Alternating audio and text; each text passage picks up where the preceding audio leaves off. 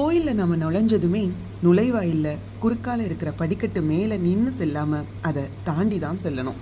ஒரு கோயிலுக்குள்ளே நுழையிறதுக்கு முன்னாடி முதல்ல நமது பாதங்களை கழுவணும்.